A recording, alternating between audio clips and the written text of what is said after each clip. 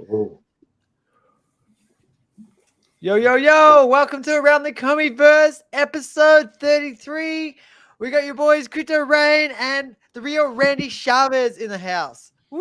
Hello, Becky. What's up, everyone? Thanks for coming, everyone. And Randy, good to see you, man. We haven't seen you in here for a while.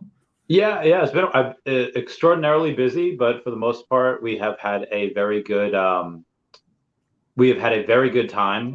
I just got a text from another whale of mine. Send me details. He's so my most recent Vivi whale has been. He's more about like the shine and like what's new. So he got like a sub 100 incredible set. He got a sub 100 Astro. He has 4 sub 100 Astro Boys. He has a sub 100 what's that called? Frozen set. And I was like, listen, like you keep spending like 600, 1,000 a week. Just save that or just put all of it in at once. Get a partner statue. Get a reso. Get a Vivi logo. He's like, nah, too expensive. So he gives me like 1,000 a week to go get like some more Omi for him. So he's up to like 20 something million Omi. But he doesn't go and he doesn't get he's a perfect example of one of those people that just kind of not about delayed gratification. He wants that instant gratification. It's like, oh, I want this, I want something new. And he's also getting the hot stuff, right? Because yeah, it just came out. Also, Rain, you look super tan. Where have you been? I brought my Canon M50 back. I figured out why the software wouldn't work on my main computer. So yeah, better. Well, the other one I have is just as good a camera, but I have the nice lens on the Canon. So yeah, Randy's right, man. You have an awesome looking tan. Yeah, you look great. Randy, well, you've also lost a lot of weight recently as well. You also got the stash going. You got the you like changed your look. You're like evil Crypto Rain. Well, if you haven't seen me in a while, I have lost 50 pounds in the last year. And wow, nice. Off in the last. I've definitely noticed it as well. Yeah, awesome, man. Yeah, so I mean, in life, it's helpful as a man get your money in order and then your muscles in order. I like it. Bill Garner just gave me $10 shout out, so thanks for that. He's buying 2 more million of Omi, and I want to share that I wasn't going to tell everyone, but I just bought another 15 million Omi, so I'm now at 215 million Omi. Crazy. That's so crazy. I can't help myself. So I just want to tell everyone that I'm going to sell some of that Omi. Do not hate on me when I sell it. I'm going to sell it around 1 cent. Okay. Telling you guys all now, so no one complains. I can go to this clip and say, I told you guys I'm going to sell some of it. a little bit. And at that point, it's like 30x from here. So like nobody can complain. Nobody in their right mind will complain about taking profits at a 30x up. Yeah, except remember Daniel Lee faced a ton of scrutiny for selling just a bit of his Omi. I think he sold about half. Yeah. That was a while ago, but he got a lot of kickback for it. And there's a bunch of whales. Like, so, I guess I'll ask you this because you have, I think, more Omi than possibly me and Rain put together. The people in general, they also like to have fun. They like to gamble. One of my big whales that has, I think, 250 million Omi. He has like 2.5 trillion Grumpy Cat. And obviously, we just saw Adam W. down there, who has the highest. He has the biggest Grumpy Cat wallet, even more than Pro the Doge. So, question: what do you like to gamble with, or do you gamble, or is Omi your gamble? What's your hedge against it? What's your mindset? Yeah. Well, I put in money in Pepe and I made $4,000, so that was a gamble. Nice. I still hold a little bit of Pepe. I did get some Grumpy Cat. I got a little bit of Grumpy Cat. It didn't do so well, but I've just left it. It's not even on my portfolio tracking. I'm just going to leave it. And if I see that it's going crazy, then maybe I'll cash some out. So I gamble with small amounts. Whereas, I mean, I don't see Omi as a gamble. But, man, if Omi is a gamble, I've got 70% of my net worth is in Omi. It's a lot. So... we've discussed, I've got a little bit of diversification now. The other 25% is both basically all in crypto as well, but it's in all the others. And I've got some Bitcoin, Ethereum, ADA, a whole bunch of others, Solana. And yeah, I did a crypto breakdown video not too long ago with my 20 different cryptocurrencies. And number one is OMI. Fantastic. Obviously, thank you so much for believing. What are you, Randy? What's your portfolio like these days? I would say 85, 90% OMI. Most of the rest is Vivi, but I have gambled with Grumpy Cat and 4chan. Those things I really like. Some other stuff that has super potential, but maybe not as safe as OMI. But again, if it does go, it can go. Like let's say like Fartcoin or Bump, or short for Bumper. Obviously, Crypto Rain has a vast knowledge about that, talking about smart contracts and talking about how if it does get adopted, it will get mass adopted, and that could potentially do much more than OMI. But I do think that is slightly higher risk than OMI because it's not as Obviously, Rain can tell us more about that.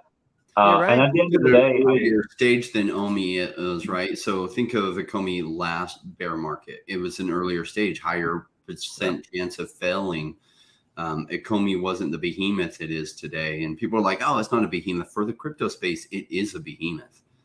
The amount of revenues they have coming in for the crypto space that Vivi has, like, there aren't many companies that aren't exchanges that have revenues like that. So Bumper is at a higher risk point, but if it does well, that means it'll probably vastly outperform OMI, but it is higher risk.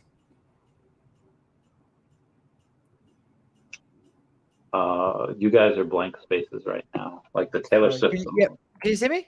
What's up, Randy? Let me try to go off the Wi-Fi and come back on the Wi-Fi. We can see you, Randy. Can you hear us? We can see you just fine, but yeah. Rain, I got 10,000 Bumper. I really like it. Yeah. Hopefully you had a chance to watch the interview with Jonathan Descartes. I did. I don't fully understand it all. It sounds fairly complicated, and I was trying to explain it in one of my videos in my crypto breakdown. I'm like, I'm going to do a terrible job of explaining this, but basically, it's awesome. Well, in trying to explain it right, it's better just Jonathan is so smart that can also sometimes really smart people can't articulate well, and Jonathan is both really smart and can articulate very well what it is that Bumper does, in as easy of a way as possible to explain it. And so that's why hearing it from him is really important for anyone who wants to look at it. You can see it. I've done multiple interviews with him on my channel. I love bringing him on. Bumper is one of my potential home run picks, right? It's just, I don't feel like Ecomi is at a very high risk point in the crypto space. Everything in the crypto space is higher risk than normal. But Ecomi is kind of one of my safer bets. Bumper is one of my higher risk plays, but could do 1,000x as well if it gets the kind of traction I hope it gets. So 100%.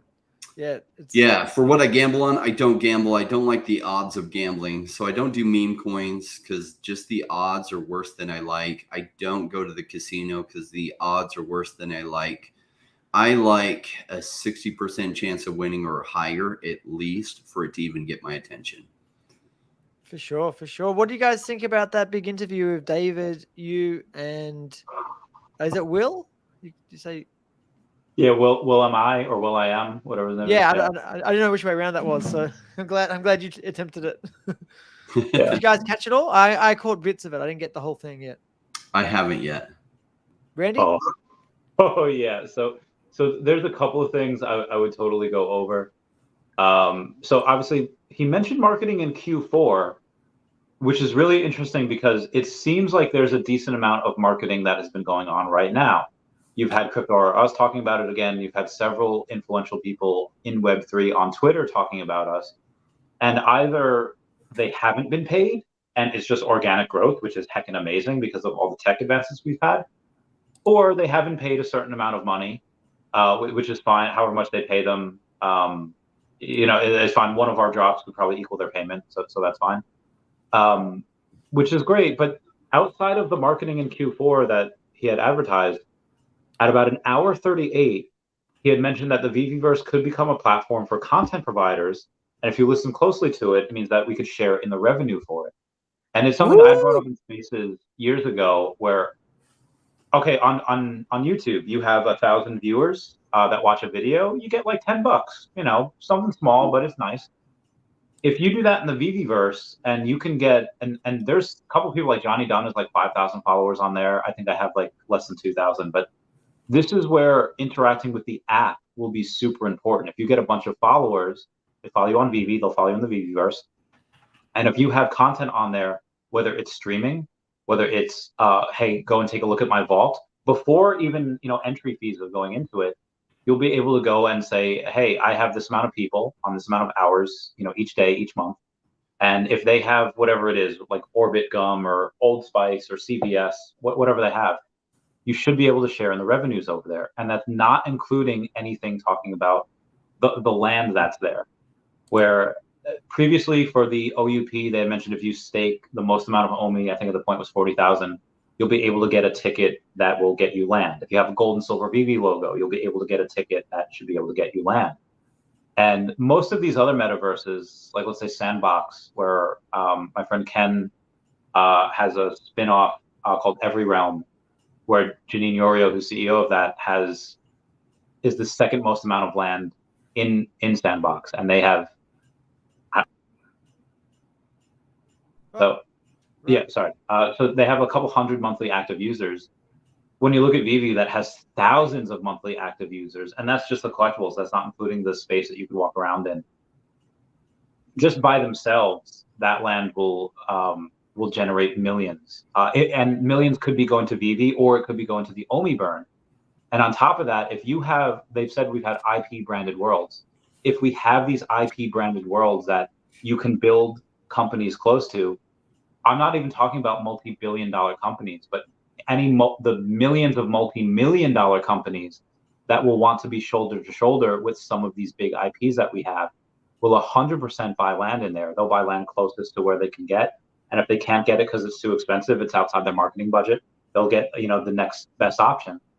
So if you have people, like I've said before, and I've seen it in Earth 2, I will spend 25% of my OMI on land because of that's money that could be endlessly renewable if you go to rent it out, or if you go and you say, I have this, when OMI has already done like a 10x by next year, by the time we have that land ownership. Well, for OMI to go 100x from there, that's a lot. But for the land to go 100x from there, that's probably fairly easy to do. So that's my big thing. Well, that's a good point, because Crypto Rain, you've made a lot of money on land before, right? Mm-hmm. So potential land in the metaverse is very, very speculative. And I'm not opposed to speculative investments. Axie Infinity, I sold it 100x. Unfortunately for me, it went 3,000x. It's crazy. I mean, nobody's sad for me. 100x is an amazing return, and I took my profits and was grateful. So land can do really well. It is speculative in that it's only going to do really well if the metaverse gets lots of traction, which I would guess that the Viviverse probably will. One of the challenges with Sandbox and Decentraland is they just aren't fun to go in. So I was an early believer in this idea of the metaverse, right? And then way before they had anything you could look at, I was like, oh my gosh, Decentraland is going to be huge and Sandbox is going to be huge. But then as they actually rolled it out and you go in, you're like, well, there's nothing really to do here. So in order for it to be huge, there has to be something to do here. So what's interesting is Comey's gone about it from a different path, that they have this collector side of it that they've created. And then at the same time they created the app, they created this ability to set up showrooms. And the showrooms have gotten some decent traction now. How many people are actually going to use their showrooms every month? I don't know. But I think actually if they connect it up to social media, it will actually be quite high, I'm guessing. And if it is quite high and these showrooms become a big deal, and the Ready Player Me partnership is a good one because they make the characters fun to run around and be able to trick out your character. And so that's one less thing that that Vivi needs to try to build out is the characters and the being able to customize them. And so they can worry about the metaverse. Now, if they really lead with something simple with their metaverse and they have expand their showroom capabilities, I think that's an easy win to get people using it. Once you get people using it, if they hopefully will get other businesses that will contact them and say, hey, we see you have this many users. We want to buy a bunch of land in there. And then they help pick the good ideas from those companies and make sure good ideas come into there, so there becomes even more functionality. And having gone the other route of creating collectibles that people want in showrooms and then building into the metaverse might end up being a much more successful formula than Decentraland, building out their thing in Sandbox and then saying, what do people do here? I mean, Sandbox is working hard on that problem. They're not getting a whole lot of traction as far as people actually using it. If they can take the showroom capabilities and expand them in Vivi's app, then you might instantly have 20 times as many users using it on a daily basis in the Vivi metaverse or the Viviverse over Sandbox. And that will draw a lot of money to it, because a lot of money has been spent speculatively by companies on Sandbox land, on Decentraland land. I remember even in the last bear market, as things were starting to heat up towards the bull market, so we're talking 2020, companies coming in and spending millions and tens of millions of dollars buying some land, hoping that something would happen with Decentraland so that then they could build out some of their company stuff and get sales and advertising revenues or whatever their plan was, depends on the company, within this new metaverse idea. And who's going to be the king of the metaverses, it's yet to be determined. But whatever metaverse ends up being huge, the value of prime land in that metaverse will also be huge, like owning a block near Times Square in New York City. That's a great point. And I mean, I don't know if we'll be able to do this with digital land. I know you can do this with crypto with your bank account, but you could borrow against what you have. People do that with physical land all the time. Their value goes up, they borrow against that. That's tax-free. One of the guy that I just had on the podcast, I don't know if you guys want to get into that now, I'll get into that later. Yeah, I caught some of it. I caught about half. So he is Dr. Rashid Al Farouk is part of one of the most influential and wealthiest families over in the UAE, over in Dubai. Now, that's not saying that, he does advise some of those wealthiest families in the Persian Gulf. Now, granted, that those families, they have 15 to 20,000 members, so he's not advising all of them. That would be impossible. Mm-hmm. He might not even advise, several hundred of them. It might just be a couple dozen people. But wherever and Rain can obviously attest to this, that people go and they have real estate and they don't sell it. They just borrow against it and they'll buy more real estate. And then it goes on and they keep doing that.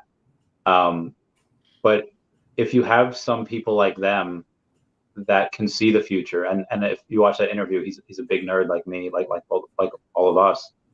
And, he has, first appearance of Superman, and he has a couple of these things, and his vault value in Vivi currently is not 8 figures like his physical vault. It might not even be worth 6 figures.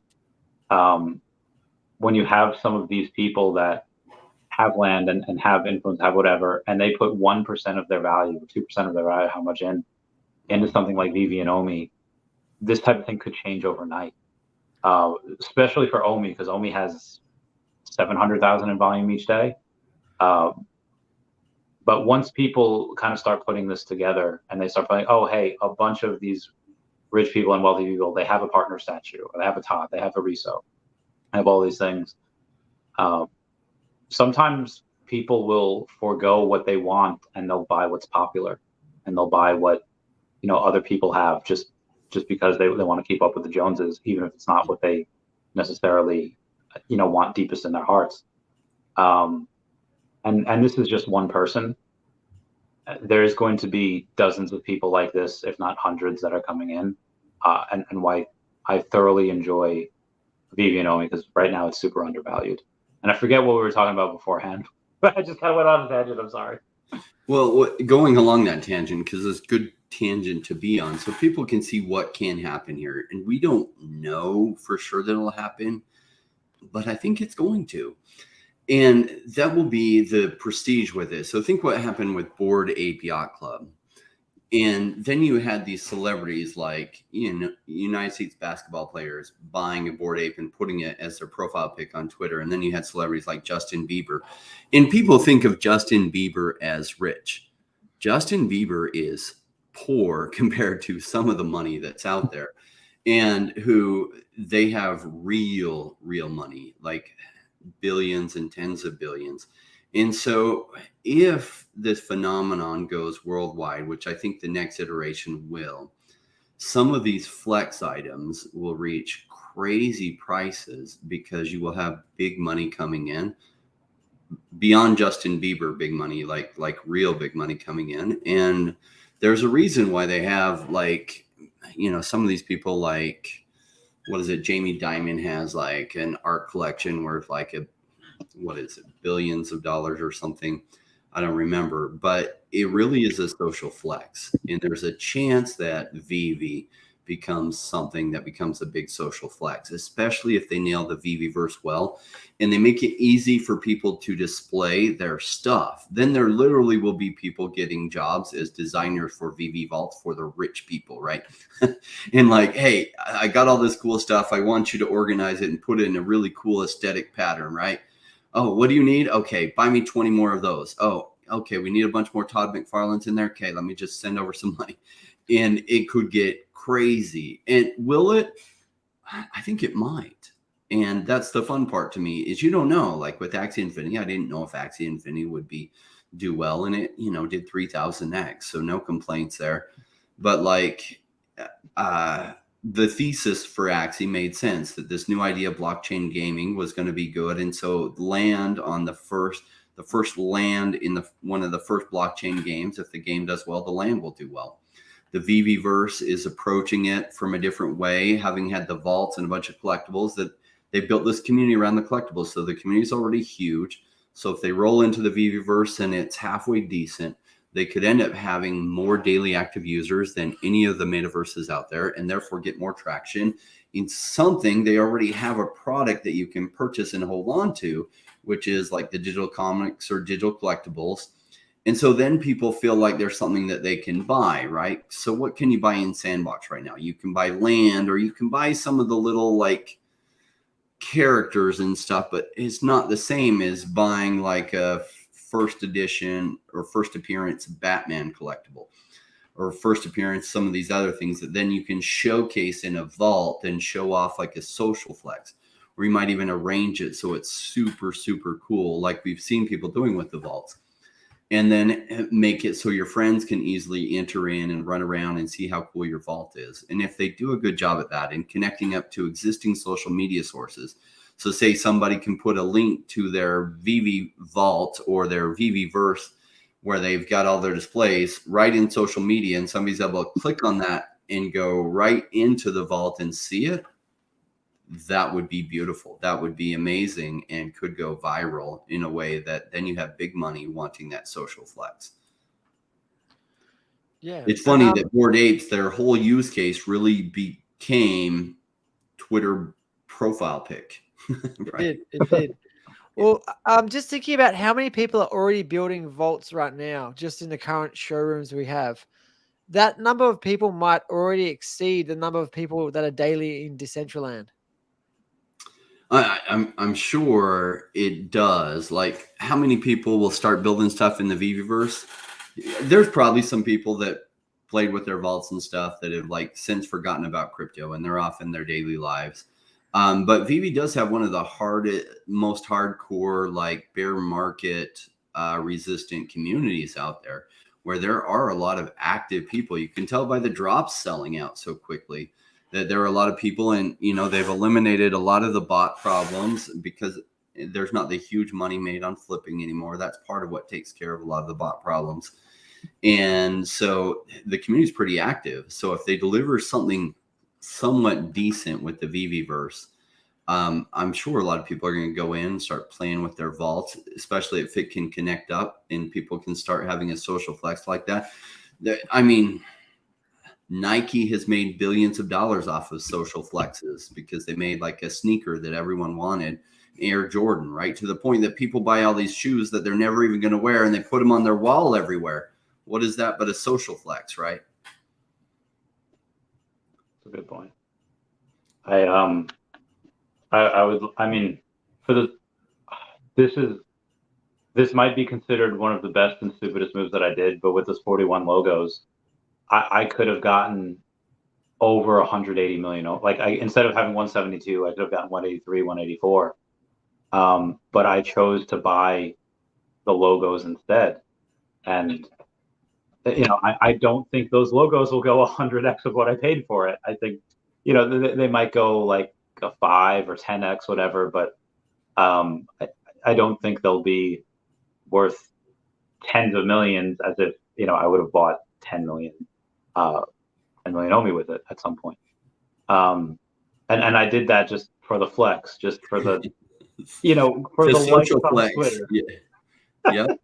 And it wasn't like, oh, I did this for $200. This is for like 5 figures worth of money.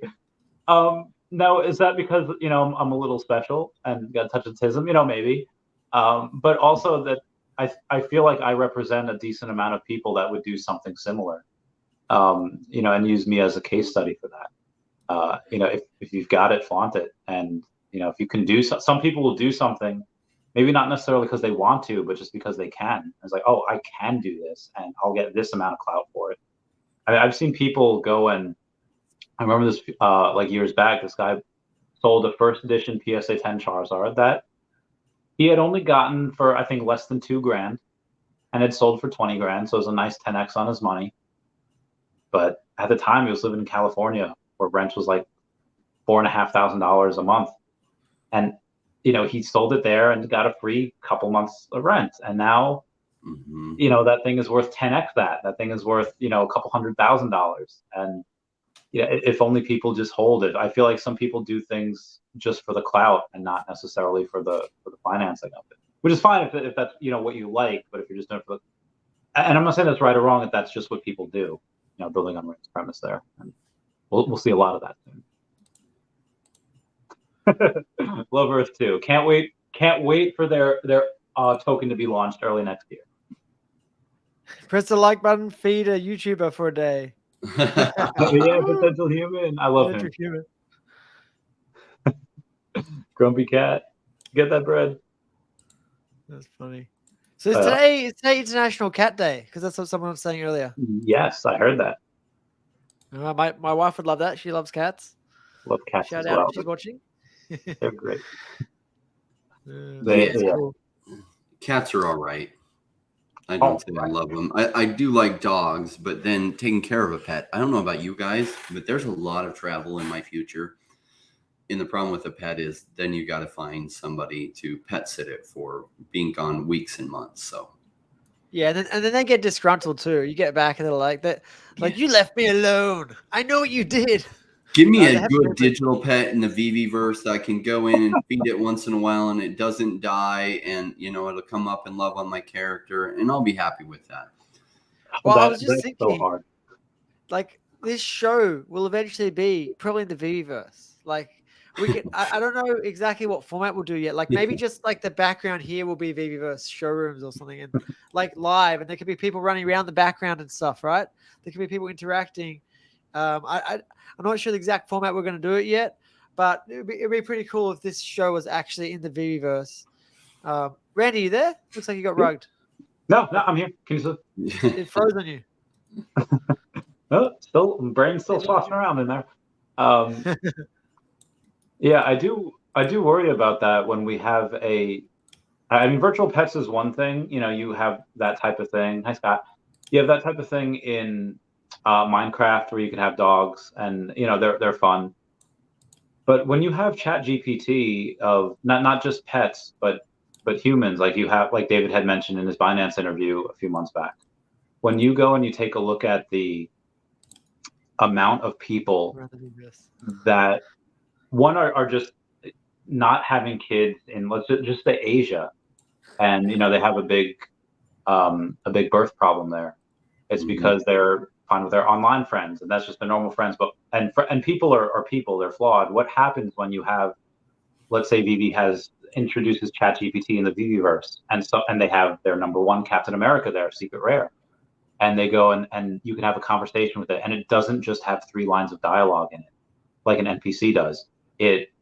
ChatGPT tells them, hey, answer every question as if you were Captain Steve Rogers, and then you're having a conversation with Captain America. I do that more times than I'd like to admit, just on my own with talking to ChatGPT. Pretend you're Vision, pretend you're Captain America, pretend you're Thor, just to try to seek their counsel. I'm like, oh, they're going to be giving me things because I trust their brains more than I do my own, and I feel like I'm on the cusp of normal. And when you go past that, there's gonna be a lot of people that might not interact with a lot of real people. They might just interact with AI. A little concerning. Yeah, that's a little sad, but I've got a clip that I want to show you guys. It's not ready yet. I'll get it ready in a couple of minutes. Okay. But yeah, the AI is getting so advanced. I'll get this ready right now. You guys chat. Okay, Jordan calling me sad. Wait, sad and exciting. People always get scared about where technology can go, and it is. I think Elon Musk is smart about the concerns about where AI can go. Because it can go all wrong, and AI could take over the humans at a certain point.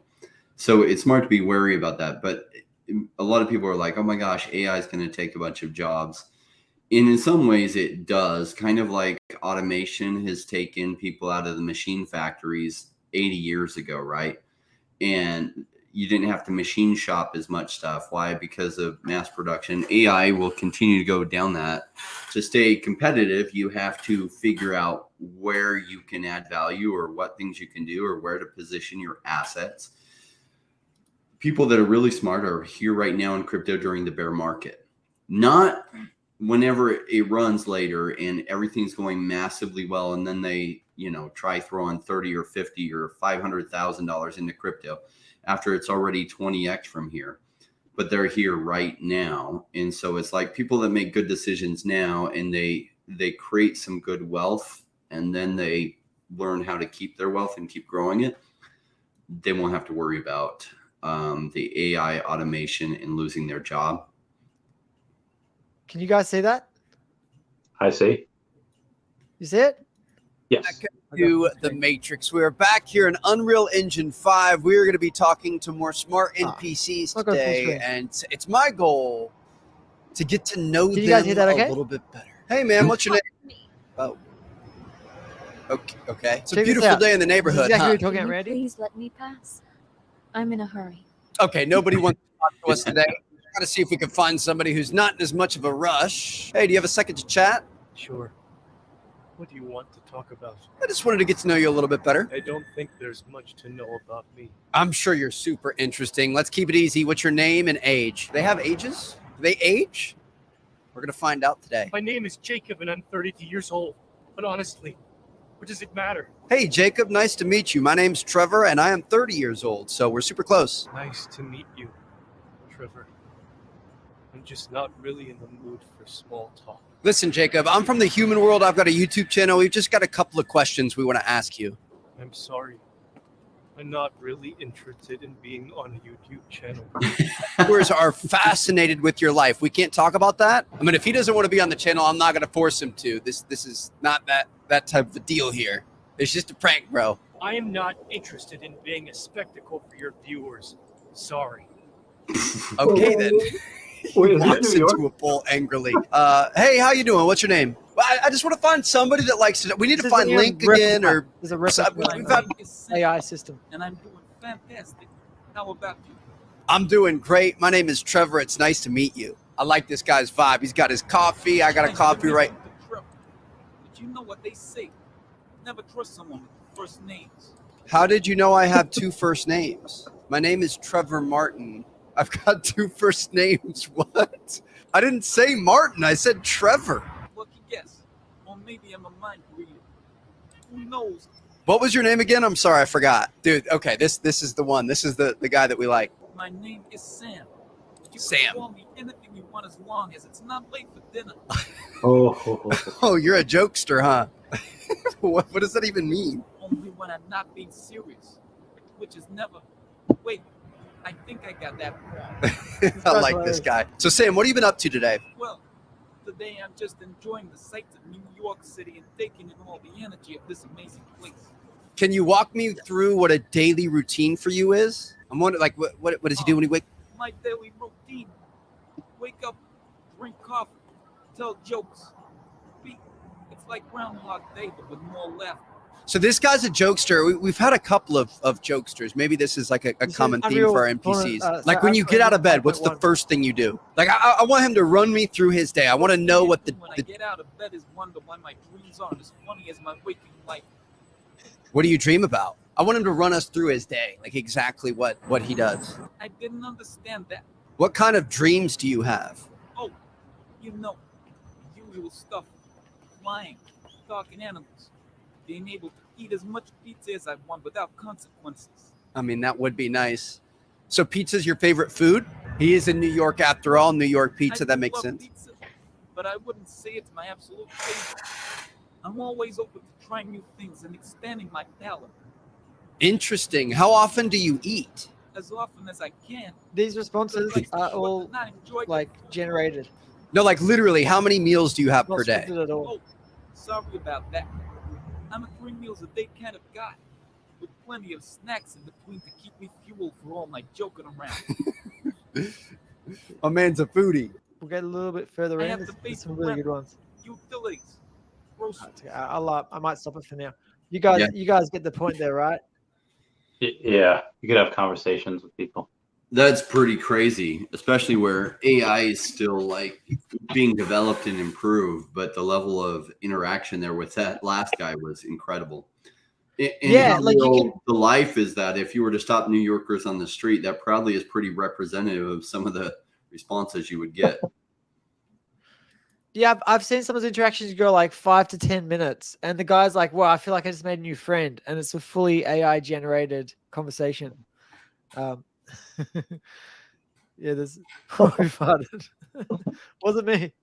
Yeah, it is strange, and So is that what you're getting at, Randy? That sort of thing where you can have a conversation with an AI bot? Yeah, and obviously those are random people, but when you have people that you like, let's say you're a super nerd and you don't know how to talk to women, and you want to talk to, Lisa Ann, or you want to talk to Melina Morgan, you want to talk to all these big superstar women in the adult industry, or even just talking to like a beautiful blonde, and you just to be able to get the confidence to talk to normal women.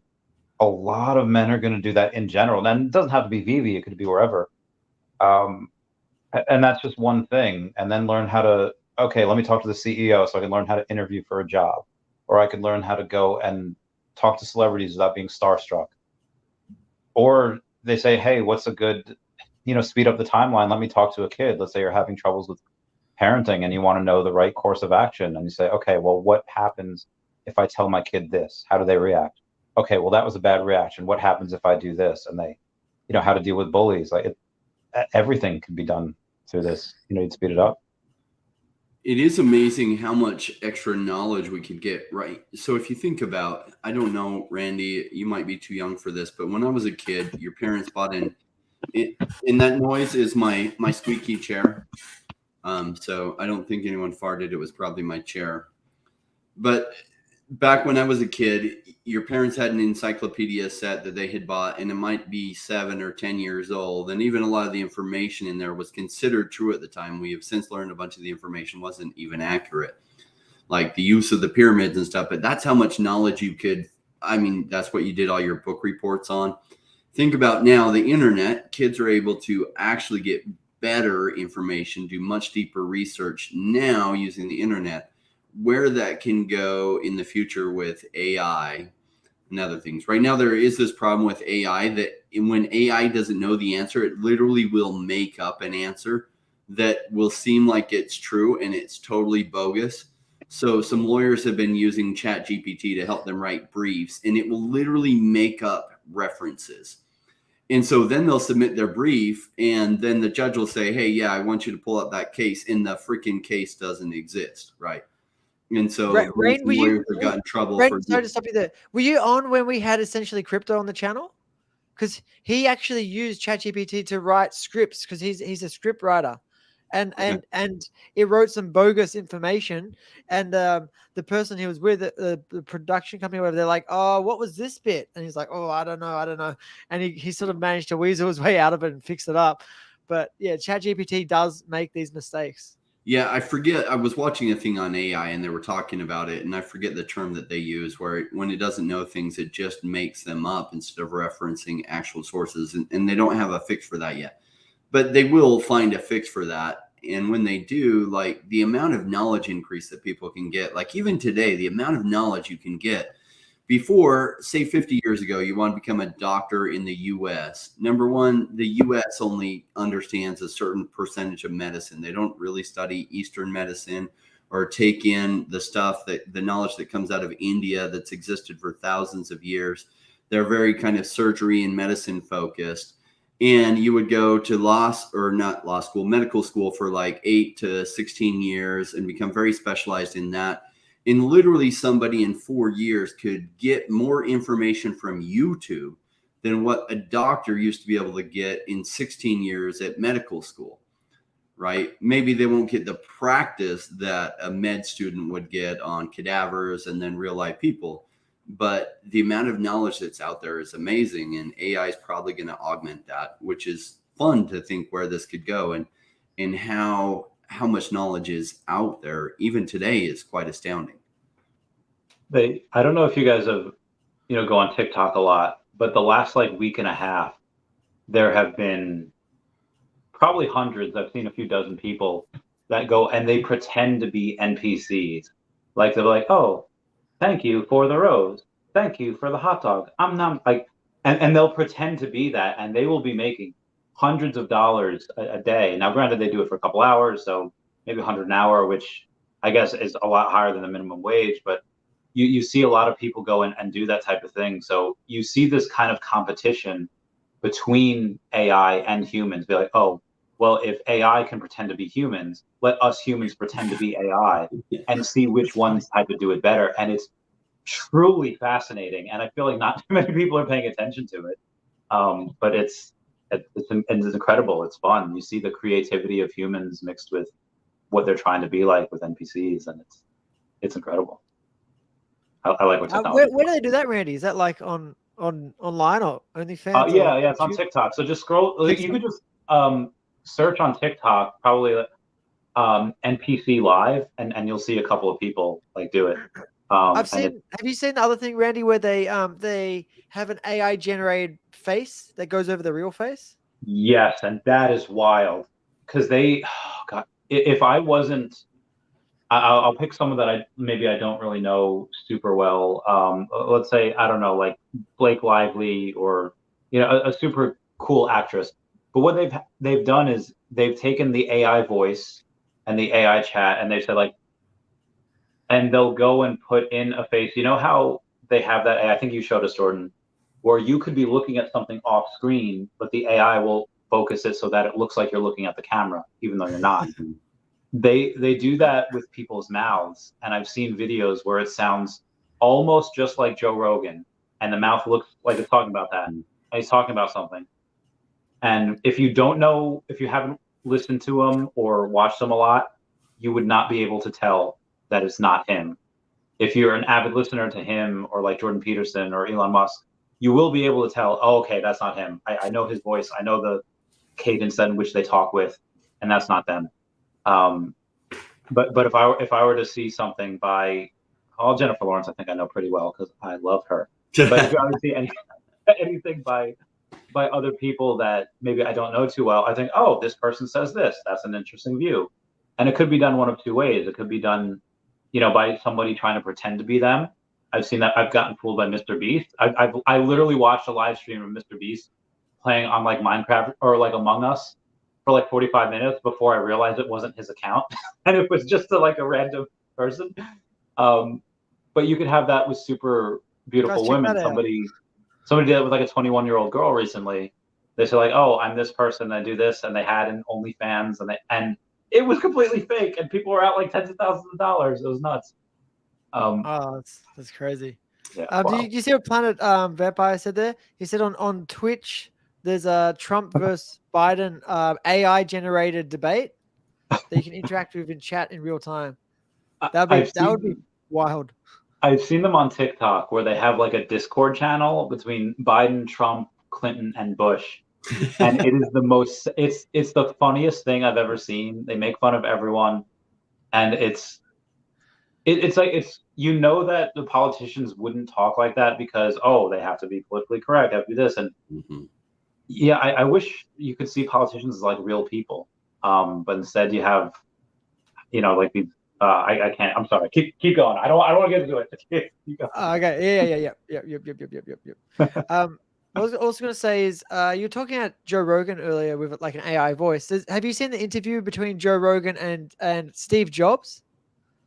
There's a 100% AI generated Steve Jobs and Joe Rogan interview, and it sounds very, very realistic.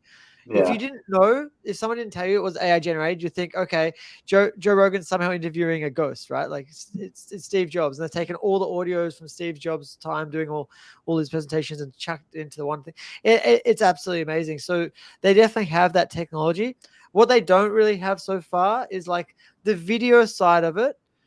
They can't so far from what I've seen. They can't really do real time like deep fakes, right? They can do it over time. They can get a video and they can overlay it, but it takes a lot of effort. It takes heaps of computing power. At the moment, they don't have the technology to like constantly do, but that'll eventually come, I guess. Do you guys hear about the breakthrough in semiconductors? I think it's the components they use for quantum computing. Superconductor. Superconductor. They've got a superconductor now that'll work at room temperature. Wow. Yeah, in South Korea, there's a new breakthrough, and then China confirmed it, and there's still, I think US and some other countries are still trying to confirm it in their labs to make sure it's real. It's amazing where computing power is going, right? So in our phones today, we have more computing power than the first rocket that went to the moon by like 100x over what that thing could do. And so I imagine it's going to keep getting, and people ask all the time, well, is Bitcoin safe? Is crypto safe 10 or 20 years down the road? I don't know. Probably Bitcoin. Some of the other stuff, cryptographical encryption, right? When quantum computers become mainstream, do they have enough, is it set up in a way that it can't get hacked, where somebody with just a massive computer can just hack and figure out your private keys and then steal all your stuff? That might be a problem that happens in 10 years or so. Yeah, I heard there's there's quantum they're working on, I think is it for Bitcoin? They're working on a way to make it quantum proof. Well, and essentially, if a bunch of quantum computers start being used to mine Bitcoin, that will actually make it safe, right? Because you would have to provide more than half the computing power in order to be able to write bogus transactions. And so as long as somebody doesn't develop like one computer that somehow has the internet bandwidth to be able to provide over half the computational power on the Bitcoin network, then it's safe. So as long as mining starts happening with quantum computers, it then will be most likely quantum safe. Could they go and vote? Like if you have a large amount of Bitcoin holders, is it possible that they could vote on something like that and be like, oh, you can go? So the miners, the holders don't vote on anything. It's the miners vote on, or vote or don't vote on adopting the new things into the mining algorithms that are used. So I don't know that Bitcoin holders ever make a vote because there's not a DAO for Bitcoin. So you could do that if you're a miner or if you had control of the miners in some way. Yeah, you have to be a massive miner player to have much say, and that's why the Bitcoin network is very slow to upgrade just about anything, and the changes can be damaging if they are short-sighted. And so that's why Bitcoin is slow to adopt anything new, for good reasons. I just want to quickly get to Franco's question here. He said that apparently Cryptoys have a patent for AI speech implementation for collectibles. There's no way they can take over all of that. It'll have to be something quite specific. There's no way you can say like, oh, I've got all of AI speech for all collectibles. I doubt that's something that could happen. Yeah, they could definitely be using a too broad of a patent.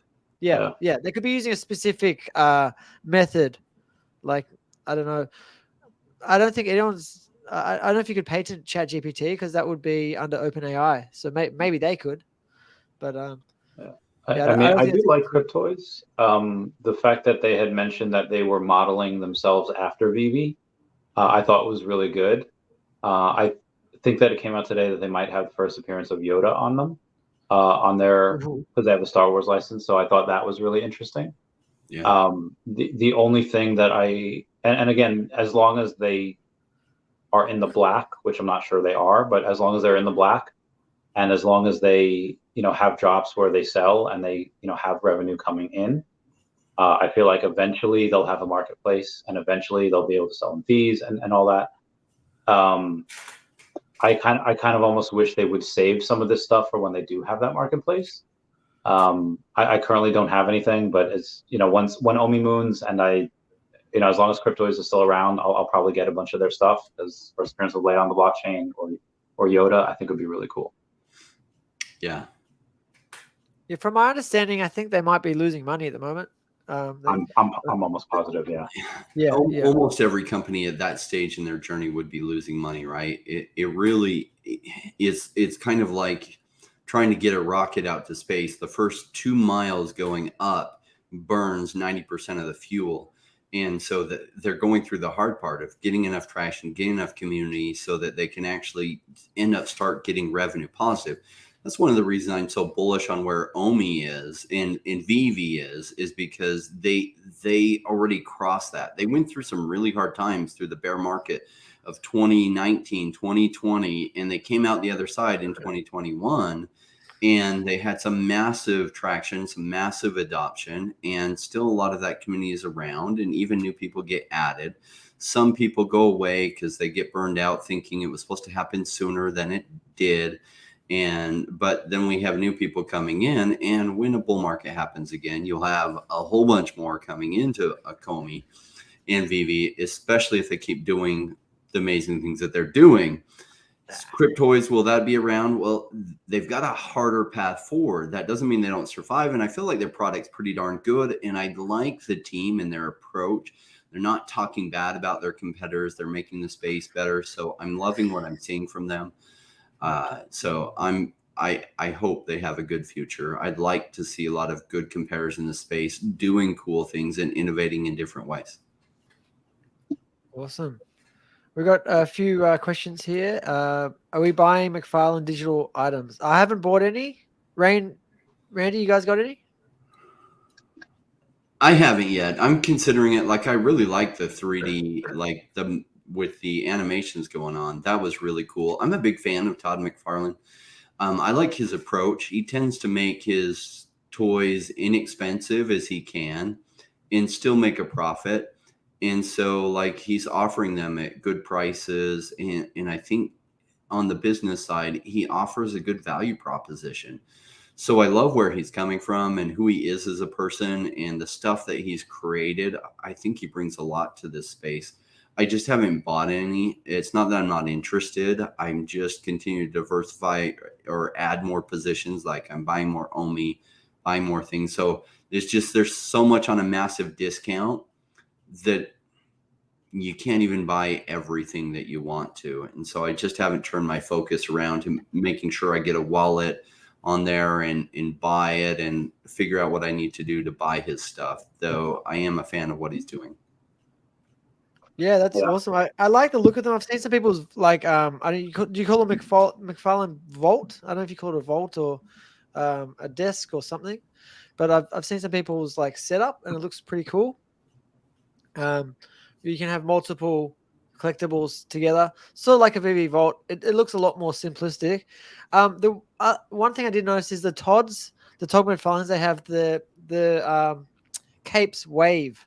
Have You guys seen that? The little animation. Yeah, it looks amazing. That's a nice little thing. Like I think Vivi should take some, because they can redesign their collectibles whenever they like, right? Or just add some animation to it, right? Just a little bit. And they might take some notes, and that's what's good about competition, right? If you ever watched that story about the race car drivers that were competing, it was a movie that came out about 10 years ago, and how the competition amongst the two leading race car drivers really drove them to higher performance. And so competition is a good thing and will help keep Vivi on their toes. So I think Todd McFarlane coming into space is a great thing. I think Cryptoys coming into space is a great thing. I like both of the attitudes that they approach things from both of those companies. So yeah, I'm happy to have them in the space. Yeah, I think Vivi is lucky in the fact that what they're doing is they're really marketing to Web3.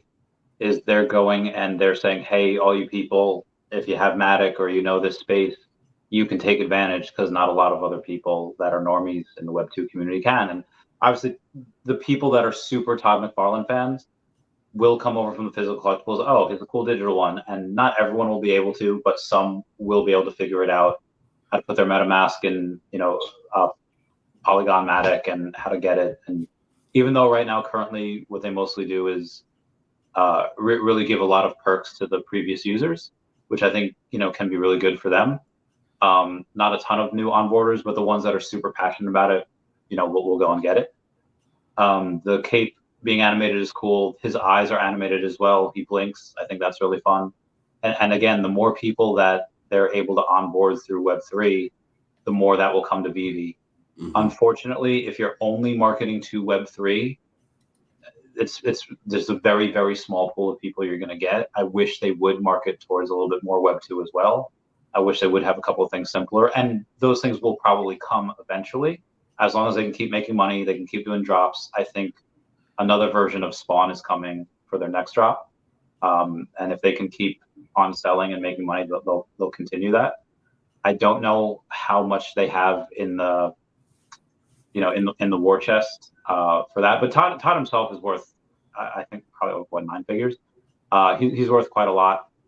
So he could put as much into this as he wants. The only thing that I'm slightly worried with is that, okay, Reeker had, some of the best licenses, they're gone. Nifty's had just announced that they're gone. And again, you can only operate at a deficit for so long. Thankfully, we're kind of towards the end of this bear market. We're at, kind of beginning of the next bull. So hopefully they don't have to operate, in the red for too long, and they can go and withstand this, which I think they will. But yeah, the more successful companies in this space, the better for Vivi. Grow the hobby. That should be the point for now. We had a question for you, Randy, and Randy, if you guys know the answer. Did Cryptoys drop Yoda? I think they announced it today that they're going to. Oh, Vivi, you're going to lose out on the FA on that, aren't they? They should have dropped Yoda by now. We had Darth Vader. We had Luke Skywalker. Why have we not had Yoda? This comes from I had a friend that was a big toy collector, and he always told me the two biggest money-making licenses in Star Wars is Darth Vader and Boba Fett. Outsell everything. So I'm glad they didn't lose one of those to Cryptoys. Yoda is a big deal, but not as big of a deal as Boba Fett and Darth Vader. And Luke Skywalker and Yoda, Luke isn't as big of a deal as you would think. Him being the main character, his action figure just doesn't sell as well as Darth Vader and Boba Fett. However, there are far fewer Luke Skywalker, so there is a higher scarcity with the Luke Skywalker figure. Yeah, I wish that more people were gamers. If they were, they would see Luke in Battlefront 2 and how epic of the dialogue that's in there, the actions that he performs in there. Which game? Battlefront 2. Oh, cool. So one where he kind of helps out an enemy, and the enemy says, "Why did you help me?" And Luke says, "Because you asked." And they talk about enemies and false information, basically false flags and misinformation on there. And Luke says, "Okay, well now not everyone is like this, and you can't believe everything that you hear." It's like, me as someone that's from a rebellion obviously could go and tell you that, question what you know. And it had a very libertarian message. It had a very message of distrust of government, which I really like. But, you kind of don't really see that too much, especially in the later movies. So I wish people had a better opinion of Luke Skywalker, is what I'm trying to say. But yeah, Yoda he's like a Jedi god. Like when Dooku goes in and shoots lightning at Yoda, he just absorbs it and uses that to regenerate his energy. And it's like, oh my God, like that is peak Jedi ability, God tier level. And yeah, I wish we already have his lightsaber. I wish we had him. Yeah, I was about to say, I've got like 3 of his lightsabers at least. I've got a bunch of them. Like, Yoda's lightsaber, gotta get that. I'm stacking them. Yeah. A few more things here. What do we think about what's SEL3? Oh, that's a self-made from Brett Crawford. I really, really love him. He's a decon artist. There's only like 500 of those. His physical one, which granted is like 8 feet tall, that sold for like tens of thousands of dollars. So the smaller one that we have here, I really, really like. Granted, it's a smaller version, but unlike the Todd Superman, where you can only bring it up to 6 inches, this one you can bring up as many feet as you want. I really, really like it. I kind of wish I had it. Cool. We got some nice comments there. What a group. Mark. Hey, Mark. I think I was chatting with Mark to actually come on this show at some point, so we might see him one day. Nice. And yeah, I've been trying to get in contact with David. I'd love to get David you on here. So Randy, what do I have to do? I have to do a 40-hour stream. Is that how you get him on? Yeah, I mean that's part of it, and so I'm not condoning this, but I was just streaming just to stream. Other people said stream until David gets on there. Somehow it made itself around to Legal Dave, and Legal Dave is like, hey, they're saying they're going to stream until you come on. Someone could die. Like you should get on there.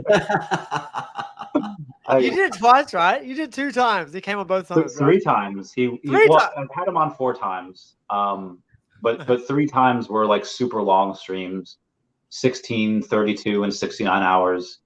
The other time that he came on was after Frank Kozak had we had learned about his passing away, and he came on for that. So that was only like a 9-hour stream though. That wasn't really too long. But yeah, go and go to a party in Australia. Go and present yourself as you are, an erudite of Web3 and crypto, and go and like, hey, wear a Vivi shirt, be like, make sure for this company, and impress, ingratiate yourselves, inveigle yourselves to people. I like this. Jordan Reed's next stream. Death stream, David will die. I mean, I was just talking to him recently before and during this stream, because the guy that I just had on, from Dubai, I was like, hey, he's having a little bit of issue with KYC. And he said, oh, we might have to manually KYC him. All right, we just reached out. So, and I know it like not sucks to say, but with a squeaky wheel gets the grease. If you have something to trade for his time, and so, oh, I have this person that has, this political standing or this wealth standing, whatever, that particular message or email might stand out a little bit more than of just like, hey, can you come on the stream, please? Like, which again, I've also been there as well. But that helps, and the more big whales we can get onto Vivi, the better. Mm-hmm. Yeah, the more Arab sheikhs we get making flex pieces out of like Vivi grails, that's definitely a positive thing. Yeah, agreed. So hopefully Saudi Arabia and Dubai really, Vivi takes off, right, and goes crazy, and everyone's trying to show off their Vivi-verse pieces. That would make us all pretty rich. Yeah, and they will. Like they're going to come. It's just a matter of when. All of the smart money will come to Vivi. The smarter money will come first, and some people will see that on a meter scan.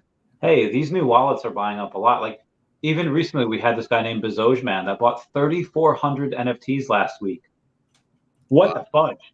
Like, yeah, that's amazing. So, yeah. And that even if, and I know the person didn't just buy cheap comics, they probably bought some cheap comics and, cheap comics, whatever, but it was a bunch of $10 stuff as well. So this person probably spent $40,000 on, in 1 week just to get the top spot. So Randy, tell us more about your big whale friend. I don't know how to pronounce his name. So Rashid Mohammed Zaire Al Farouk. Do you have any Omi? I didn't catch if you asked him that. Yeah. So he already has a through one of his companies. He already has a little bit. He will be going and purchasing more.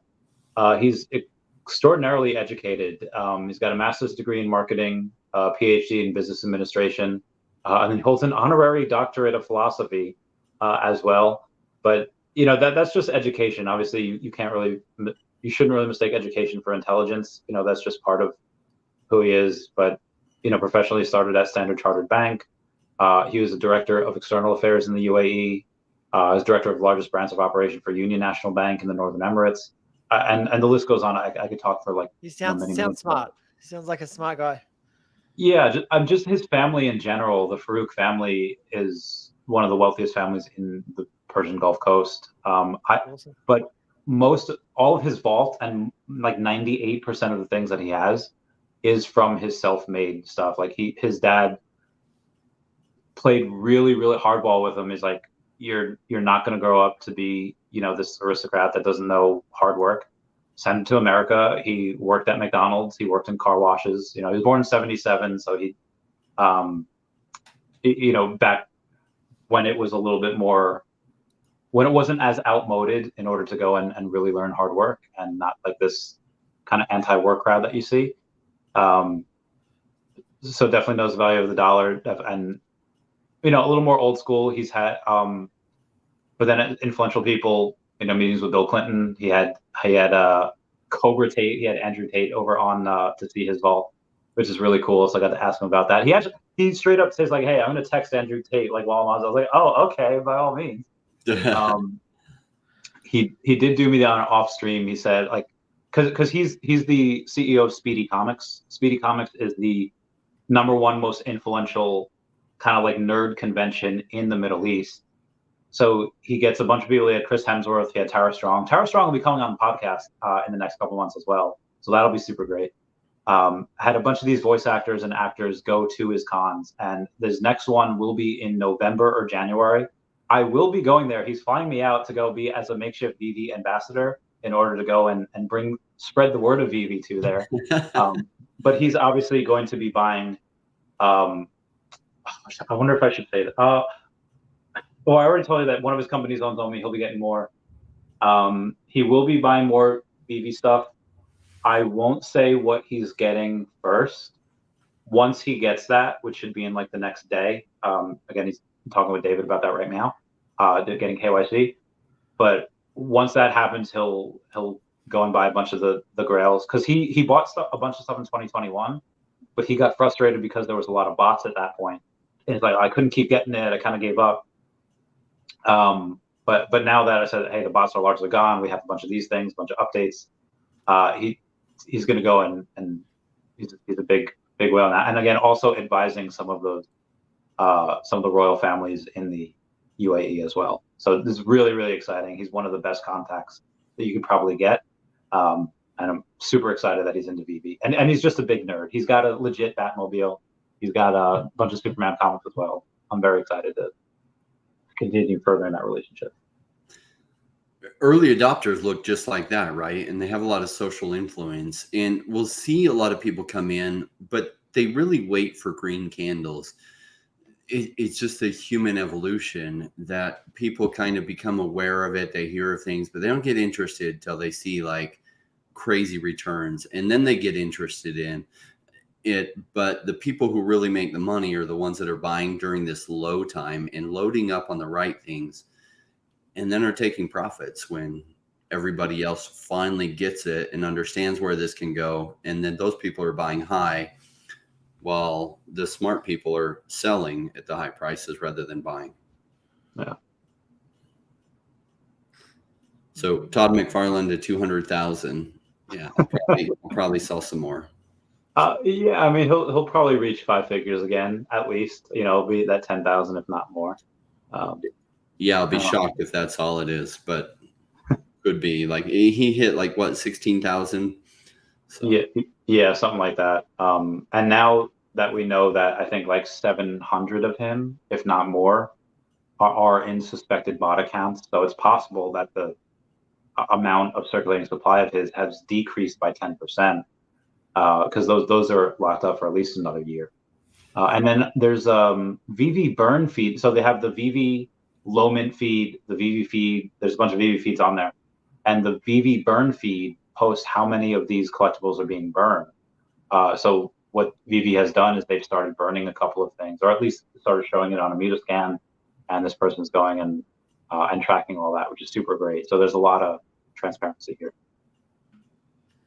When are they going to allow? Because they said you'd be able to merge accounts, right? So in the early days, like my kids had accounts and they would help me on the drops, but like they're not able to KYC because they're not old enough yet. So when can we like merge those accounts? Because I've got a Spider-Man secret rare in one of their accounts that needs, I want to move over at some point, right? Have you heard anything on that? I think that was supposed to happen in April. Like they were supposed to go to your account via merging. I thought that had happened already, but I didn't pay much attention because I didn't have any alt account. Okay. Jordan, do you know anything about that? I haven't heard anything about it. I heard that was going to happen, and then I've never heard anything about it happening for those that were in the early days, right? So. Oh, yeah. The merging, you're supposed to merge already. Yeah, that was in April, right? Oh, yeah. Merging is finished. Ooh. I don't know what. But if they enable you to KYC younger kids, you can eventually just get your KYC or something. If like with adults KYC for them, and you know, yeah, merging already did happen a while ago. I don't know if you could. Surely you could still do something. Yeah, I'll have to look into that. I didn't even hear that. Can you log in? You can still log in and everything? I haven't tried in for forever in that account. Probably try that. Yeah. And they haven't done anything in it in forever. So I'm pretty sure I've got some DeLoreans in my wife's account. Like that's all we got. I set up her account so we could do the drop at the same time for the DeLorean. And I don't think I've touched it since then. I did transfer some over to my account when you could still do that. So I did some transfers a while ago. Yeah, remember the good old days with the transfers? Yeah, I think I still left 1 or 2 on her account. So I got to check that out as well. Log in. Have you guys seen that while scrolling Vivi? Every now and then a transfer button will pop up. Obviously, when you go to it, it doesn't click. But yeah, I've seen screenshots of it where people go and say, oh, transfer. So I don't know if that's something that they're just trying for whatever reason. It's a front end glitch. We've had updates though the last few weeks, so I don't think anyone can view it again. But we have had those a couple weeks ago, which I'm excited for. At the other end of that, I posted something like a couple weeks ago where I talked about Nancy Mace had gone on and asked the rest of Congress about this with a confirmation that aliens do exist. Do you think, what would you rather have? Would you rather have Mars Attacks collectibles? Would you rather have zombies? I think it's called like something zombies from outer space, or clowns from outer space. What type of alien collectibles would you like on Vivi? Pardon? What was that? Oh, I said, so after the U.S. government had confirmed the existence of aliens, what type of aliens would you like to have on Vivi? Whether it be Mars Attacks, clowns from outer space. Or, are you talking about real aliens? Oh, did you not see this? I'm in Australia, man. Oh, it was like, but it was like 2 years all behind. over the internet. All of it that you had. So Nancy Mace, who's a congressman out of South Carolina in the 99th district, she had asked a Navy pilot and an Air Force pilot, like, hey, what's going on with some of these unidentified flying objects? And they're like, well, we have this team called the It was like the U.S. version of the CENTCOM material recovery element. So it's like the U.S. material recovery element for unidentified aircraft. And it's like, okay, well, do you have those aircraft? And they're like, yes. I said, okay, have you reverse engineered those aircraft? Like, we're in the process of. Like, okay, who was flying those aircraft? And they're like, well, could you be more specific? And she says, were they human biologicals or were they non-human biologicals? And they said they were non-human biologicals that were piloting the aircraft. And yes, we have them. So like they were non-human biologicals piloting that aircraft, and they took the bodies. They straight up kidnapped those aliens. Nice.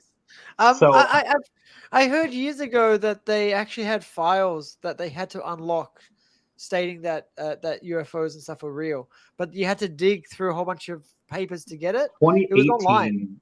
Trump put in a thing that says you need to unlock it by a certain date, but it was just videos of like the Navy aircraft showing unidentified flying objects going from up here down underwater back up, and they also disappear. They also like blink and disappear as well. Yeah. Not to get too off topic. I was just wondering, like, from that, what type of alien collectibles do you want on Vivi? Well, I could have multiple hours of conversation about this aliens topic, but we may save that for another day. I'm not sure. Yeah, we've already. Yeah, I think we've already got Predator, right? We already have Predator, don't we? We've got aliens. Do we have Predator as well? Yeah, but we have like the poster of aliens. We don't have the Predator. Why I can't? Why Rain? Oh, Rain talks. Rain's been talking all. Well, he says, "Ask Rain why I can't talk in his chat." What chat is that? That'd be YouTube chat, I guess. My YouTube chat, is it editing out your stuff? That would be weird. That's strange. I don't know. No idea. This would be the first time we've run into that. I have no idea why that would be happening.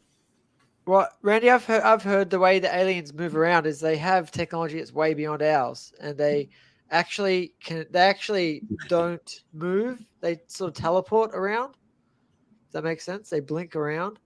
So like electrons. Well, we think of time and space in terms of like, you know, we're moving around and we got to move. They actually have attribute to space as like a number, right? Like just think of it as like a GPS location. Like coordinates. They just modify through their vibration that the location like code, right? So they can go anywhere instantly. That's why they can teleport. Okay. That's what I've heard from people that channel. Have you seen much? You got into channeling before, Randy, or seen much about it? People that channel. No, but that makes sense. You know, what you see in 1 minute. Us humans can be used as radios, right, to channel from other dimensions because we're so powerful, right? So that you can allow other entities come in. You guys should look it up. There's hundreds of people that channeled now, hundreds and hundreds. And there's a bunch of different ones, and there's some that regularly channel all the time. Like their day job is going to like a trance state and let these entities come in and talk through them. And when they talk, they usually have their eyes shut and they never stutter. They never make a mistake. No humans do that. No humans can talk continuously without having an and R or pause, getting lost somewhere. These guys just talk nonstop, and then they come out of the state, and they're a different person again. They're back to their normal personality. They're like, wow, this entity just came through. You guys look it up. There's a guy called Bashar, or I used to watch a lot, or Rio is a good one. RYO, very easy to search that one up. Tyler channels him, Ryo, and these are different entities. They're from the Sirius system, Sirius star system, and so they have ships that are run by AI. So this is getting way off topic here, but if you guys want to talk about aliens, like aliens have been here for years and years and years, man. They can also manifest in human bodies, right? So that's why you don't know aliens are here. They're around. And there are potentially aliens also in the Earth's core, the greys, what they call. I've heard those are real as well. I've heard. And us humans are modified aliens, right? They took the ape or something like that DNA, and they modified and added some of their DNA, and that's how we came out as humans. And that's why like there's such large leaps from like an ape or monkey to like our intelligence, right? Because we've been modified. we're going off the deep end now. Yeah, but definitely look up Rio, RYO. You guys will be really interested. The guy's really chill. He's really cool. I've spoken to him directly before on Zoom. And yeah, he's really, really interesting. He's been channeling for a couple of years, I think, maybe a little bit longer. And the information you get is just, you can't like dispute the amount of useful information, whether or not it's from him or an alien, right? If the information is good, the information is good. And the other thing is that, like I said, they don't stutter. When these guys are channeling, I've never met a human that can make like, I don't know, like 10 minutes of conversation without at least pausing or stuttering or umming or ahhing or having some sort of like, and you can ask them a question and they answer instantly with like full energy, and the energy is completely different. Yeah, you're gonna love this, Randy. This will be fully in your wheelhouse. I will take that bet and talk about Pokemon nonstop for 30 minutes with no ums or ahs. I 100% agree. But if I asked you a question about it, you'd have to stop and think. You wouldn't be able to answer me instantaneously. We'll do that another time. What's your favorite Game Boy Nintendo game? There's a lot of them. I would say Pokemon Gold and Silver and Yellow and Blue and Red and Crystal. We'll do that another time. You're out already. Well, I'm not going to minutes right now. We've already exactly. That's the thing, right? I'm too grown up to believe that. That's so funny, mate. I've been to other worlds. Like for me, it's easy because I've got the knowledge from actually experiencing going out of my body and going to hell and heaven and other dimensions. I've also lucid dreamed. When you're lucid dreaming, you're inside your dream, but you're 100% awake and aware that you're in a dream. And you can control the dream. So it's like virtual reality, right? We 100%. Can you see us, Randy? Yeah. I was just getting scared because you were talking about heaven and hell, and that's just beyond my pay grade. And don't worry, I've been to both places. It's you can get out of hell very easily. Anyone listening to this, you end up in hell, just have any sort of loving thought of light, and you'll be out of there. Like it's that easy. But a lot of the souls are there. They're like lost souls. They're like, they don't know where they are. They're confused. They're having a bad time. They're, and they spiral. But I've heard that anything that does exist will exist and always will exist. And you can change between different dimensions. And we've got mushroom emojis coming up. I've had a decent amount of trips. And I've experienced so many things that, like, for me, this is like easy. Like it makes no sense. Good to know that Omi whales believe in aliens. Look, we are the aliens on this planet, right? Like we're the only species on this planet that does not have an equilibrium with the environment. That's just 100% fact, right? We're slowly destroying the Earth at the moment. I think octopi. I don't think they have any like ancestors, right? Like possible they're aliens too. But they're still in equilibrium with the environment, right? They're in balance. They're not destroying the area they're in, right? We're the only species that does that. Well, now, but I mean, like when we were just hunter-gatherers or whatever, like we weren't destroying. I mean, we were a little bit, but it was maintaining everything. It's only when our brains got super big. And if you think about it, like deer would destroy their area if there weren't any predators that eat them, right? Because they would eat out of all the food and they would all die. And so there are predators that eat them. And, humans have predators too that eat them. It's called other humans and cannibals. Yeah, Mr. Clint Prophet's talking about ayahuasca. I'm sure you guys have all heard of that by now, ayahuasca. Mm-hmm. It's a big thing that they do in like Silicon Valley. Like they don't do it there, but they go and they go on retreats and take ayahuasca. And it's a ceremony and you have a shaman and it goes for like 4 to 8 hours. And you have this awful stuff that you got to like ingest, and people end up vomiting and they end up having these trips and speaking to Mother Nature and the spirit of ayahuasca, and they end up a completely different person when they come out of that. And it can be really good and it can be really, really bad. I know some people that have never been the same after having those because they've had a lot of demons to face and they couldn't deal with it. So they've had like a mental break, right? So you definitely should not don't touch psychedelics if you're not in a good mental space, for sure. The setting is very, very important. You need a safe place. You need to be in a good mindset. But I've done a bunch of trips and I've never had a bad trip. I've only had ones where I've learned something about myself that I hadn't dealt with. We just learn more about ourselves. That's pretty much what happens. But yeah, never do it at a party or anything like that. That's a terrible idea. This part of the conversation is, well, well outside my wheelhouse. I have no experience with mushrooms or trips or psychedelics.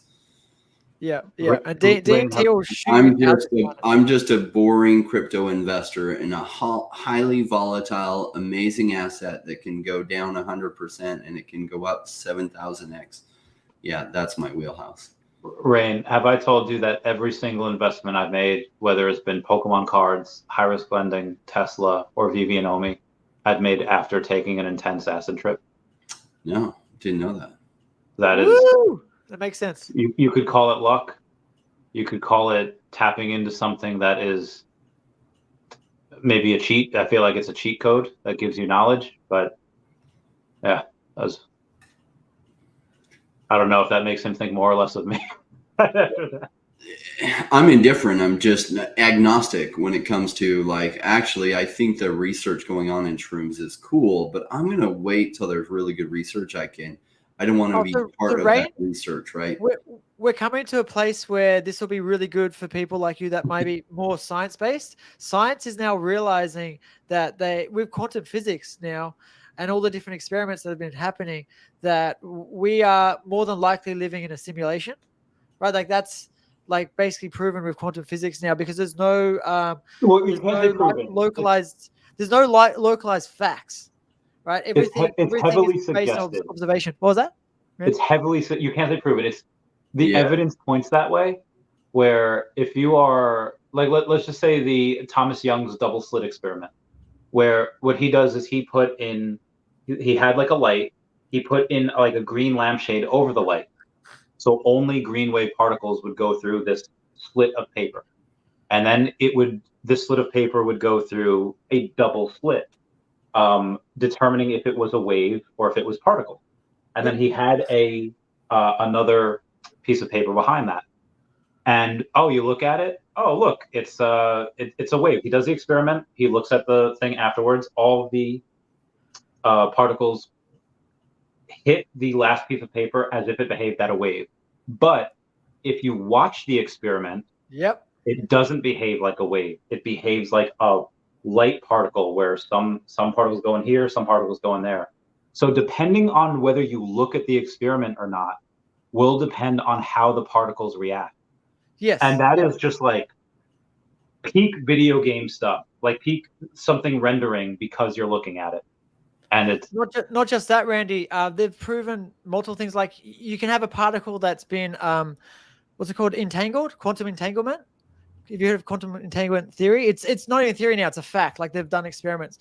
You can have a particle and you can have one part that changes here and another part that changes on the moon instantaneously at the exact same tiny microsecond. Yeah. So it's not like there's a Wi-Fi connection between them or anything, but the particles are entangled in space and time no matter how far apart they are. Yeah, that's why it's... So between what you said and I said, that's completely mind-blowing science, and that's all proven fact now, right? Like that's it doesn't seem real. We're getting to the point where basically then they know that we don't know anything, right? It's nuts. I've lost sleep over it. God. All right, we'll talk back about. We'll go back to crypto. Yeah. I think Rain really finds us interesting. But yeah, it's not exactly what we'll. It's not my wheelhouse. I'm a terrible guest in that discussion because I'm not experienced in it. Don't know. I haven't read the research. I'm just waiting. I feel you. So, Grant, if you had a when Omi goes and blows up, what are some of the best ways to go and maintain that wealth? Obviously, you have T-bills. Obviously, you have real estate, S&P 500. But would you get? A lot of people now they have like. Weed farms, pot farms. Would you go into something that grows like mushrooms or grow into something like that? Would you get into that once the research is all done? It's like, okay, this is safe. FDA is likely going to approve a lot of stuff.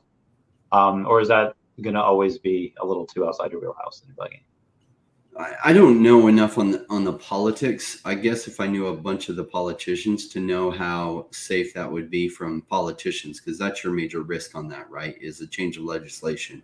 Yeah. It takes it away. So I don't think that'll end up being part of my wheelhouse. I'm glad that there's smart people like Charles Hoskinson that are researching that better because I think there's a lot of things to learn from there. And I'm open. I know some people that have done some things that have helped them be in more touch with themselves through some hallucinogenics, or I forget what it's called, but some kind of therapy. I think the human mind is really complex. There's a lot of things we can learn about that. Would I be investing in that research? Not really, not my wheelhouse. I like things that I can understand the patterns better on. So like real estate is a great way to maintain your wealth. I'm not personally going to buy a bunch of rentals anymore. Maybe a bunch of commercial buildings that I can have a property management company, a commercial property management company manage as a way to maintain and get some passive income from, because I'm really interested in money that keeps coming in. So no matter where I'm at, I can be sailing the islands of Greece for 3 months or whatever on a yacht, probably some beautiful ladies involved and some good friends, and doing whatever, and just have some kind of internet access, satellite internet access or something, because you know how we are these days, have to have internet access, and I can be wherever, and then I just check my bank account and the money's deposited, right? Or maybe even my crypto wallets or whatever, and the money's deposited. So that's what I'm interested for long-term wealth generation. Investing in, like, I had some friends that tried to invest in the US in pod as it was getting legalized. And there's a lot of underhanded stuff that people that cut them out, that had closer ties to the politicians, that were more protected. And so it's just a space that you have to have, even within the US, which I think the US is plenty corrupt, but it's one of the least corrupt countries in the world. Doesn't mean it's not corrupt, but let's say it's 70% corrupt. And most other countries are 80 or 90 or 95% corrupt. So you have to have political connections, especially in that type of business. I like businesses where there's less political interference and that you thrive based on performance, like providing a good product or service. That's more measurable than how relevant is your political connections going to be in 5 years. How do you measure that? Okay, you know the current politicians in office, but are they going to get voted out the next cycle, right? Like, that's just hard to measure. And I don't like societies. That's why the dark ages in Europe were so dark and no technology thrived, because it basically, the king would hand out to all his favorite people the contracts for, you're the armor developer, you're the weapon developer, and no innovation was rewarded during that time. So no innovation happened. There was no such thing as a meritocracy, that you thrive based on providing some valuable service better than everyone else. You'd never get the opportunity because it was given to the nephew of the king to be the armor maker. And so you didn't have a chance to invent better armor. And that's why the dark ages, like for almost 1,500 years, almost no new things were developed. So I hate it when politicians get involved in things. I would like to just see a true free and fair market, because that's when the best things come out, best innovation. And it's easier to then gauge companies based on, is it the right leader? Is it the right team? Is it the right idea? And I don't have to gauge how good are their political connections, because politicians might come in and ruin everything. I was going to say, going to both of your points, Randy and Rain, do you think that crypto is going to completely change the whole government and the political system over time? Like, I know it's going to change the whole monetary system, but if we end up having a decentralized finance system through cryptocurrencies, could we not also have a decentralized government through blockchain at some point? And that could completely change the way everything works. In terms of the government, and all things could be voted on through the blockchain. And it could really, like, it could make things a lot fairer, and there's no fake votes and ballots going missing, and there's so many different positives with that. What do you guys think? Yeah, but so many existing politicians benefit from the corruption.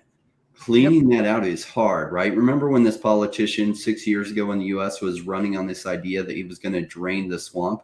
And I was like, do you know how many effing alligators and crocodiles are in that swamp? And they're not just the other party. You're going to get all these knives in the back from your own party. I was like, this guy, number one, won't make it. I didn't think Trump would win. Secondly, I was like, if he did win, he's going to get a bunch of knives in the back. That's exactly what happened. All kinds of more knives in the back than I even suspected. Boy, I like Warren Buffett's quote on cleaning up Congress, where he says, well, all you have to do is you pass a law that says anytime there's a deficit of more than 3% GDP and all the sitting members of Congress are ineligible for re-election. And obviously that's not possible because we would have new congressmen for 2 years. But I think we wouldn't anymore, because after that they would all of a sudden be responsible.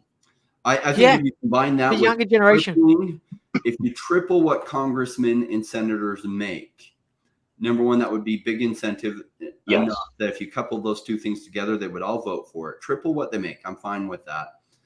And like the worst thing is paying politicians too little. It's like the problem of corruption with police officers in Mexico, because the police officers make so little, they can make so much by being corrupt. You actually, there's a threshold. If you pay them too little, it means they can only survive by being corrupt. So even your good cops become bad cops. So the problem with politics is the incentive for them to cheat is so high, and people are like, "Oh, these politicians make $250,000 a year." In Washington D.C., that doesn't go very far at all. That doesn't pay for anything. So the ones who suffer are the non-corrupt politicians. They can barely pay the bills and get back to their home sectors. So triple what they make. I'm fine with that, and make it inflation adjusted, but then tie it to exactly that quote you said, and so then they have an incentive to stay in power. Also put some kind of term limits in there. Why not an age limit? Career politicians without having to go out into the world and get a real job and realize how the real world works. Because you have these politicians that have been politicians since they were 26 years old, like Bernie Sanders. Like, okay, he has all these ideas. He has no idea how the real world works because he's been a politician his whole life. He's dealing in theory, and he wants his theory to project his theory onto the world, and his theories are disastrous and create terrible, terrible results. They might sound good.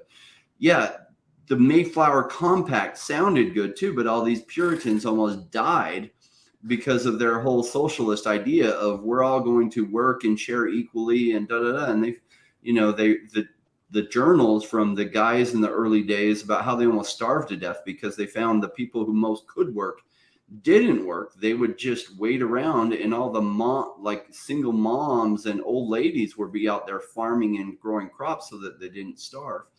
And it was a complete disaster. They almost died and starved to death. And then they actually changed to this idea of capitalism. And that's what gave them an abundance that they survived and didn't die. The Indians didn't save them. The Indians opened up and trade with them because all of a sudden they had an abundance when they went away from this Bernie Sanders theoretical idea, which sounds great in theory, but the theory only works if you take human selfishness out of every human's heart, and there's zero chance that you can do that. So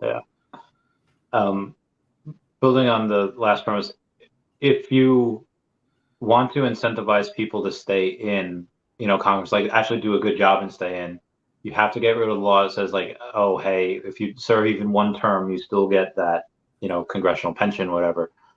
I would also say, if you're over 70 or, anything over like 10 terms for a congressman, which would be 20 years, or, 4 terms for a senator, which would be, 24 years. I think that should be it. I don't think. I think 2 terms as a senator, 4 as a congressman, and there should be no fucking pension.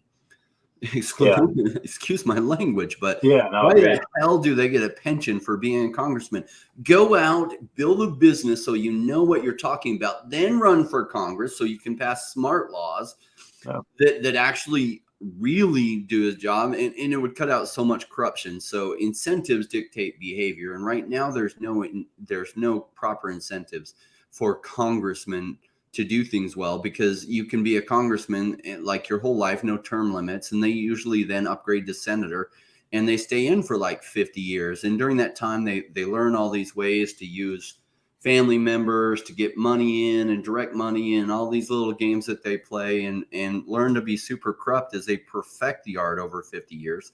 There should be term limits. So there aren't any 50-year people. I mean, Mitch McConnell is, gosh, that guy's got like swamp gangrene all over him. Yeah, him and Dianne Feinstein are, they're like 80 and 90 something years old. Yeah, they literally like age limits. Age limits. We need age Yeah, limits. and term limits and stuff too, right? Like I'm okay with an 80-year-old that is sharp and who got voted in by their people, but it's what was it? John McCain created this bill forever ago called like campaign finance reform, and what it really was a incumbent protection act. If you were to label it correctly, it just make it even easier for incumbents to stay in office and harder for new challengers to get money. And so they call it campaign finance reform because it seemed like, oh, we're going to take the money out of politics. But you can tell from the results of it that even more money came into politics. So the real goal was never take the money out of politics. It was to put more money in the hands of the incumbents. And you see that it's hard to get out the entrenched people. And that's why these people can stay in for 50 years because they have name recognition. They have all the super PACs or whatever and 503Cs or whatever they are to run for office. And so the incentives are just misaligned. And we see that show up in these politicians that have been in for 50 years and they haven't really accomplished much. They don't know about regular business. They probably become corrupt. Like I don't have specific instances of corruption. I don't need to generalize. You can know that a lot of that probably happens and behind the scenes, and they sell you out. They sell out their voters to their donors essentially. And so the incentives are just misaligned. Now we're picking on America here, but the truth is like every country has this and most countries have it worse. And where corruption gets wiped out, you see that country thrive. So I'd love to see El Salvador continue what they're doing. And I would love to see, because if a country can go in and limit their corruption, you will see that country really propel. It takes, unfortunately, 10 or 20 or 30 years. I'd love to see El Salvador. I like the president there and what he's doing. The country of Georgia actually did a lot of reforms and cleaned out a lot of corruption like 8 years ago. I would love to see Portugal continue to make good decisions on their tax policy and everything, get things in. I would love to see a lot of countries step up and do the right thing for their people, create opportunities and attract money and crypto. I mean, the US is totally shooting themselves in the foot with crypto and pushing all this money out to other places. And that's just corruption. That's entrenched interests having the politicians captured and therefore the regulators captured in their little schemes. And so they're very anti-new innovation, which then pushes the innovation out to other places and to the detriment of the US in the future. Speaking of that, Australia has just put in some of the banks here now are limiting crypto transactions in. So money going from the bank into crypto exchanges. It's the first time it's happened here. So limits of $10,000 at a time. I think it might be per month or something. We've like 3 or 4 of the major banks, which is really annoying. Luckily, it's not my bank, so I can still put in $100,000 into crypto if I like. They're claiming it's to do with scams, and that obviously people do get scammed, but we should have our own free choice of if we want to be scammed, right? Yep, totally. What it really is a Bank Protection Act, right? And so the same stuff happened with the automobile like innovation when it came in. You saw New York City pass red flag laws that made you have to have somebody walk in front of your horseless carriage with red flags and wave them like this to make sure these horseless carriages didn't run over anybody, because they acted like horses never ran over anybody, which they do sometimes. And so and that's the reason to protect people, but it was really to protect the incumbent industries, the horse and carriage and, the horse whip industry and the carriage industry, and trying to protect them against this new innovation coming in. And what happened is all the automobile innovation, instead of being in New York City in the US where it should have been, it moved over to Detroit and made Michigan wealthy for a while. So this kind of stuff happens all the time. It has since the beginning of time. I'm glad it's on a global scale now, that you can have some countries like El Salvador or Portugal or other countries, hopefully Dubai, continue to have good progressive legislation that can attract crypto and money. And it forces the others to then behave well too, or they'll see all this money flowing to someone else and they'll want a piece of it. And at first they try to put all these walls up to try to trap the money in, but it's not effective. You can't trap money very well. And so then they tear down the walls to try to attract money back in, because you can't trap money very well from leaving. You can best attract it in by favorable regulations and laws.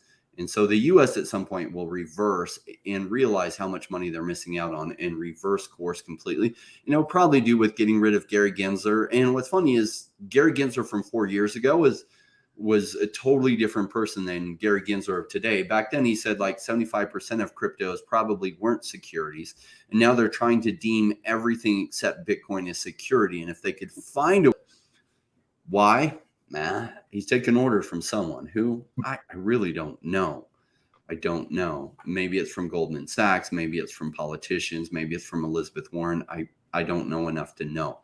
It's just from somebody, because he's not consistent with the same person that he was 4 years ago. Yeah. I mean, there seems to be a lot of, well, I mean, right now Bitcoin ETFs, but there's just a lot of ETFs in general for crypto. Fidelity is one of them, but Jordan, I do have to bounce real quick. But before I do, I've got to head off now too. I'm normally off by about 1 hour and 30 minutes. So yeah, thanks so much for coming, Randy. Yeah, there's just one question about the Australia trying to go cash free with a bunch of major banks limiting cash withdrawals. What's the max you can withdraw right now? So people are saying they can withdraw from exchanges to the banks is still like unlimited. They're just saying like from bank branches, people are only able to withdraw 500. Are you saying from a bank to an exchange is 10,000?